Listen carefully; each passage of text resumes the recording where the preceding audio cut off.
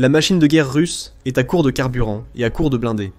Les troupes de Poutine sont envoyées contre les lignes ukrainiennes, sans chars, véhicules blindés ni protection, à découvert et vulnérables. Le résultat ? Une mort massive. Ce n'est pas une guerre, mais un massacre qui empire chaque jour. Direction Toretsk. Poutine convoite Toretsk depuis un moment. La bataille de Toretsk a commencé en juin 2024 et fait rage depuis, alors que les troupes de Poutine tentent de prendre la ville ukrainienne. Et les forces russes y parviennent lentement. En janvier 2025, ils avaient conquis près de 88% de la ville et poursuivaient leur offensive. Rien que le 11 juin, pas moins de 20 affrontements majeurs ont eu lieu sur le front de Toretsk. La Russie a subi des pertes importantes lors de ces affrontements, avec 35 soldats à tuer. Mais Poutine persiste malgré tout. Il croit pouvoir prendre Toretsk, et il n'en est pas loin. Du moins, c'est ce qu'il semble à première vue.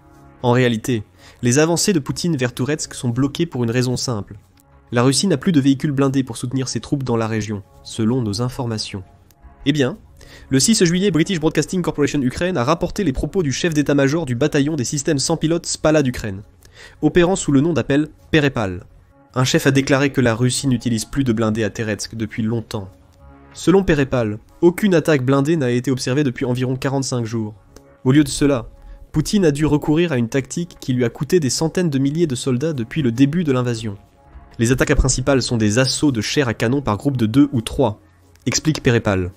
Certains de ces assauts sont partiellement réussis. Perepal ajoute que les petits contingents de soldats russes non blindés parviennent parfois à sécuriser des positions dans des abris. Ces postes sont éphémères. Perepal et ses camarades les délogent généralement à l'aide de drones avant de détruire les abris et les soldats à l'intérieur. La campagne de Poutine à Toretsk est devenue une tentative désespérée de capturer des territoires avec des troupes non protégées. Cette stratégie est employée car il n'y a plus de véhicules blindés à Toretsk. Et alors, vous diriez-vous ? Toretsk, une ville parmi tant d'autres, sur la ligne de front s'étirant sur plus de 1100 km. Le fait que la Russie manque de blindés là-bas ne veut pas dire que ses troupes ailleurs rencontrent des difficultés, n'est-ce pas ? Pas si vite. Toretsk est un microcosme de la situation émergente des véhicules blindés que la Russie tente de gérer dans toute l'Ukraine. Poutine perd ses véhicules blindés à un rythme si rapide que son armée risque de se retrouver complètement à nu, malgré ses autres ressources. Les assauts de chair à Toretsk ne sont pas uniques. Poutine les utilise tout au long de la guerre, chaque fois que son armée manque d'équipement. Et, étant donné l'état actuel des véhicules blindés russes, ces assauts de chair pourraient bientôt devenir le seul moyen pour Poutine de prendre du territoire ukrainien. Selon David Axe, ancien correspondant militaire de Forbes, qui s'est exprimé sur Trench Art, cela semble être le cas. La Russie est désormais presque à court de véhicules blindés. Notez la date. Axe souligne que depuis le début de la guerre en Ukraine, la Russie a perdu environ 20 000 véhicules de combat, signifiant que la plupart des soldats russes ne bénéficient plus de la protection des blindés à grande échelle, et sont chanceux s'ils disposent d'un quelconque blindage. Certains, comme à Toretsk, doivent tant même lancer des assauts sans protection. Selon Isaac Seitz du National Security Journal, il était initialement sceptique face aux affirmations d'Axe, mais en poursuivant sa lecture, il a saisi l'argument avancé. La Russie n'est pas à court de véhicules blindés, elle en possède encore des milliers, qu'elle pourrait utiliser en Ukraine. Vladimir Poutine fait face à un problème. L'usure et la faible production de véhicules empêchent la Russie de maintenir sa flotte de blindés.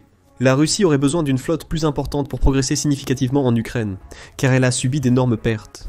Selon Axe et Seitz, environ 20 000 véhicules ont été perdus, mais le ministère des Finances ukrainien estime que le chiffre est plus élevé. Il indique que la Russie a perdu 22 969 de ses véhicules blindés de combat au 9 juillet, avec 2 autres pertes rien que le 8 juillet. À cela s'ajoute la perte de 11 000 chars, portant le total des véhicules blindés perdus à 33 969. Gardez à l'esprit que la guerre en Ukraine fait rage depuis environ 41 mois. Cela signifie que la Russie perd des véhicules blindés à un rythme d'environ 828 par mois. Pendant un temps, la Russie a pu soutenir le rythme de ses pertes. Avec les chars par exemple, la Russie affirmait en produire environ 1500 par an, en 2024 dit Seitz. À cette époque, elle perdait environ 1400 chars par an, mais des problèmes existaient déjà. La plupart des 1500 chars que la Russie produisait n'étaient pas neufs. La plupart étaient de vieux chars russes, restaurés, en cannibalisant d'autres chars au passage. Ce taux de remplacement presque 1 pour 1 n'est pas tenable à long terme, surtout à mesure que la qualité des remplaçants continue de baisser, écrit Seitz. Il ajoute également que la Russie affirme avoir doublé ses taux de production en 2025, et s'attend désormais à produire plusieurs milliers de chars d'ici 2027. Cependant, ces affirmations sont à prendre avec précaution. Selon Seitz, les vastes réserves de chars et de véhicules blindés soviétiques de la Russie ne dureront pas éternellement. Finalement, elle en manquera. Et quand cela arrivera, l'usure qu'elle subit déjà se fera vraiment sentir. La Russie, qui peine déjà à maintenir suffisamment de blindés pour ses assauts en Ukraine, fera face à des situations comme celle de Teretsk de plus en plus fréquemment. Les véhicules blindés seront remplacés par des assauts de chair à canon qui progressent lentement, voire pas du tout, en Ukraine. La Russie fait maintenant face à une limite de temps pour poursuivre la guerre à son ampleur actuelle. Les évaluations de l'OTAN indiquent certes que la Russie pourrait poursuivre l'effort de guerre à son niveau actuel jusqu'en 2027, à condition de continuer à faire des sacrifices économiques, et qu'il n'y ait pas d'escalade majeure, écrit Seitz.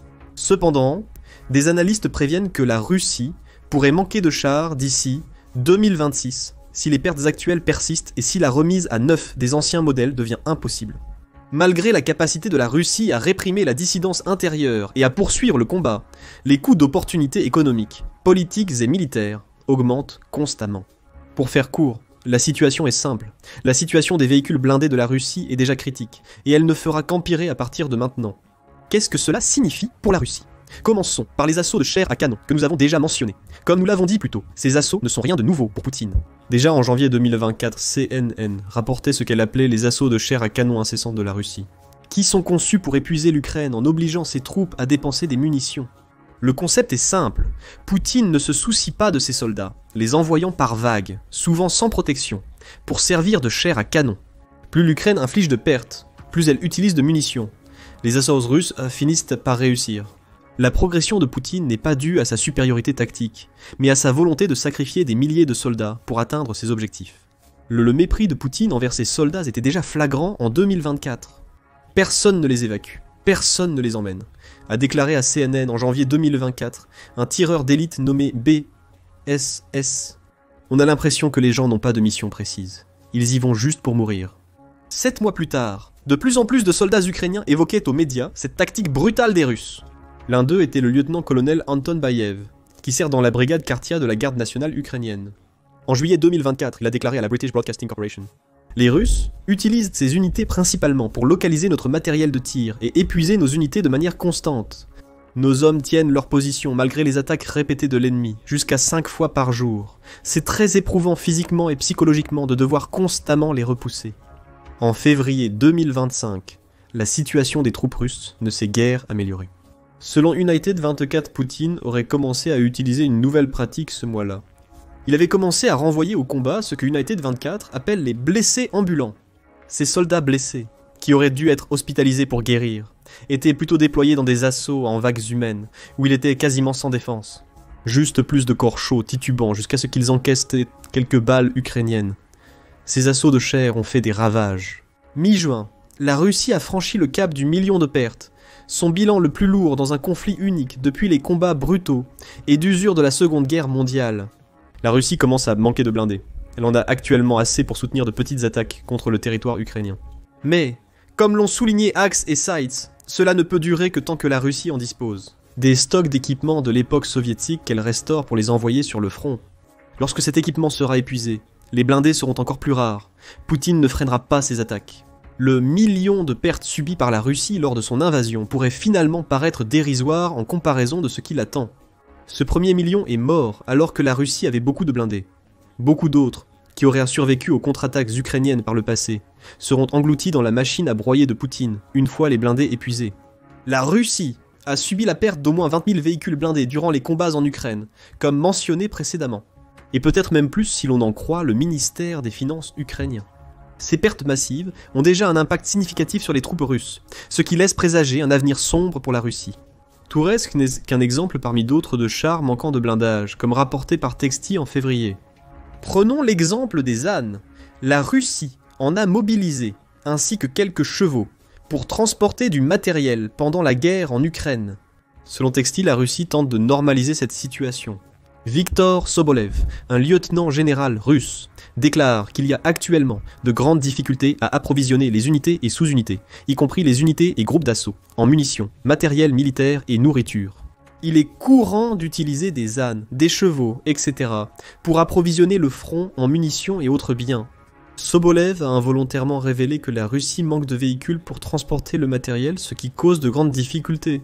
Ce qui semble être un code pour dire « L'Ukraine a détruit tellement de nos véhicules que nous devons utiliser des ânes et des chevaux. » Heureusement, Il ne semble pas encore y avoir de preuves que des soldats russes partent au combat sur le dos de ces bêtes.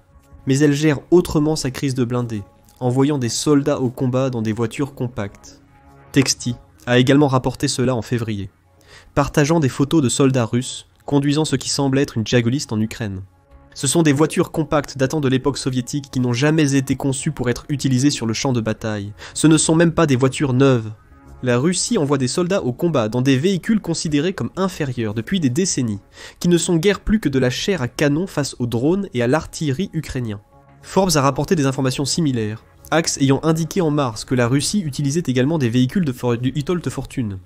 Encore une fois, il ne s'agit pas de véhicules blindés. Ce sont des véhicules qu'un Russe pourrait acheter directement chez lui, et ils sont utilisés en Ukraine. Le rapport d'Axe mentionnait un véhicule improvisé immobilisé dans la neige et la boue d'Ukraine jusqu'à sa destruction par les forces ukrainiennes. La Russie utilise déjà des véhicules et des animaux inhabituels, en raison de son manque de véhicules blindés. Tout comme les lourdes pertes dues aux assauts de chair à canon de la Russie, ce problème ne fera que s'aggraver avec l'épuisement des stocks de l'époque soviétique. Nous verrons davantage d'ânes, de chevaux, de charrettes et de véhicules similaires, car la Russie n'a rien d'autre pour transporter matériel ou soldats. Malgré les nombreux problèmes de véhicules blindés, la Russie continue d'en construire de nouveaux, ce qui est positif pour Poutine. Récemment, elle a introduit le transport de troupes blindées de transport, 3F, ou véhicules blindés de transport de troupes dans ses rangs, pesant jusqu'à 19 tonnes et capable de transporter 14 personnes plus 2 membres d'équipage. Le blindé de transport 3F est tout neuf. Malgré sa production limitée, il pourrait offrir une certaine protection blindée aux soldats, face aux problèmes croissants d'équipement de la Russie. Sauf qu'il y a un problème avec le blindé de transport, 3F. En fait, il y a plusieurs problèmes. Selon Axe, écrivant pour Substack, de nombreux Russes voient le véhicule de combat d'infanterie comme un véhicule défaillant qui ne devrait pas être déployé en Ukraine. Le véhicule est vulnérable aux mines et aux drones, et sa capacité amphibie, sa meilleure qualité, est inutile dans le conflit en cours, selon Axe. Le blindé de transport 3F sans tourelle est tellement mauvais qu'un blogueur préférerait aller au combat autrement. Sur une moto ou dans une voiturette de golf, aussi vulnérable mais plus agile que le blindé de transport, 3F à chenilles. C'est tellement mauvais que les soldats préféreraient des voiturettes de golf. C'est vraiment mauvais. Et cela indique un autre problème que Poutine rencontre avec ses véhicules blindés, qu'ils soient neufs ou anciens. Ces soldats n'ont plus confiance en les véhicules reçus. Dans le cas du blindé de transport, 3F, le consensus semble être que la Russie fournit à ses soldats un véhicule qui n'est guère plus qu'une cible blindée pour les drones et les armes explosives de l'Ukraine. Selon Vlad Litnarovitch d'United 24 Media, ce manque de confiance concerne presque tous les autres types de véhicules blindés russes. Le BMP-3, l'un des véhicules de combat d'infanterie les plus avancés de la Russie, est lourdement armé mais vulnérable aux drones ukrainiens. Le BMP-2 plus ancien est encore pire avec seulement 0,62 pouces de blindage frontal, offrant une résistance quasi nulle face aux drones, sans mentionner les armes anti-chars pénétrantes de l'Ukraine. Pour le BMP-2 même, les armes légères peuvent percer ses flancs et son arrière. Litnerevitch dit que le BTR-80 ne peut pas arrêter les tirs de fusil ou de mitrailleuses lourdes. Les chars ultra-modernes T-90M russes présentent un défaut. Leurs tourelles tournent de manière incontrôlable, telle une boule disco, au moindre dommage subi par le char. Les problèmes de véhicules blindés de la Russie ne datent pas d'hier. La différence aujourd'hui, c'est que la Russie commence à en manquer, contrairement à avant. Les véhicules blindés russes, neufs ou d'époque soviétique, sont peu fiables, lents et presque aussi dangereux pour les soldats russes que les attaques suicidaires de Poutine. Ajoutez à cela un déficit de chars, la Russie en ayant perdu environ 11 000 selon le ministère des Finances ukrainien. Voilà un autre problème. La Russie n'aura pas suffisamment de chars de combat principaux pour mener des opérations offensives efficaces, au-delà du début de 2026, si elle maintient le même rythme opérationnel, et subit les mêmes pertes qu'en 2024. Selon l'article Trench Art d'Axe du 7 juillet, cela empire le problème des véhicules blindés. Et tout cela envoie un message terrible à Poutine. La Russie ne peut pas maintenir ses assauts terrestres au même rythme que celui utilisé pendant les 3 premières années de la guerre. Et cela signifie que moins de territoire sera capturé, plus de soldats mourront, et les problèmes de véhicules blindés de la Russie ne feront qu'empirer. Cependant, ce n'est pas que de bonnes nouvelles pour l'Ukraine. S'il y a bien une chose que la Russie possède encore, c'est un avantage distinctif en termes de main-d'œuvre. Selon l'article Trench Art d'Axe, l'Ukraine doit recruter environ 80 000 nouvelles personnes pour ses 130 brigades de l'armée, des Marines, de la garde nationale, des forces territoriales et d'assaut aérien. L'Ukraine a du mal à trouver ses soldats, même si le pays est mobilisé. La Russie, en revanche, recrute massivement. Axe cite un chiffre de 30 000 nouvelles recrues par mois. Selon Poutine, C'est même encore plus élevé, d'après l'Institut pour l'étude de la guerre. L'Institut indique que Poutine a affirmé en mai dernier que la Russie recrutait entre 50 000 et 60 000 soldats par mois, jusqu'à 2000 personnes signent quotidiennement des contrats militaires russes. Tout ce recrutement signifie que l'armée russe en Ukraine, du moins en termes de simples effectifs, est environ 3 fois plus grande qu'elle ne l'était lorsque Poutine a lancé son invasion. Est-ce que cela aidera la Russie à surmonter sa crise émergente de véhicules blindés? Probablement pas. Mais avec plus de 20 000 chars russes, véhicules de combat, et autres équipements lourds gisant détruits ou incendiés sur la ligne de front, ces troupes sont désormais enfin et officiellement à court de véhicules blindés, écrit Axe. Et c'est là que réside le problème de Poutine. Il a les soldats, mais pas les blindés. Il doit faire en sorte que ces soldats comptent. Les conséquences de ce problème sont visibles durant l'offensive d'été russe. Malgré l'accélération du rythme de plusieurs offensives russes en Ukraine ces derniers mois, elles n'arrivent pas à gagner autant de territoire que Vladimir Poutine l'aurait souhaité. Selon le Télégraphe, les troupes russes progressent d'environ 55 miles par jour, ce qui est insuffisant. La Russie ne prend pas de grandes villes. Elle s'empare de petits territoires en s'appuyant sur des assauts de chair à canon. Avec les véhicules blindés qui posent maintenant un problème majeur, l'avenir de l'invasion de Poutine s'annonce sombre. Le dirigeant russe va persister malgré tout. Il continuera à sacrifier des milliers de soldats pour prendre l'Ukraine, arrachant des portions de territoire. Les assauts russes diminueront en intensité avec la perte des blindés, jusqu'à cesser presque complètement face aux lourdes pertes humaines. Et Vladimir Poutine se rend compte que la guerre d'usure qu'il a créée a paralysé sa propre armée. Pendant ce temps, l'Ukraine a brisé le dos de la Russie. L'Ukraine a frappé un élément crucial de la production de munitions russes. Les troupes de Poutine doivent maintenant faire face à d'autres problèmes, en plus du manque de blindés. Regardez notre vidéo pour en savoir plus, et abonnez-vous à l'émission militaire pour d'autres vidéos sur la débâcle de l'armée russe. Et merci comme toujours de nous regarder.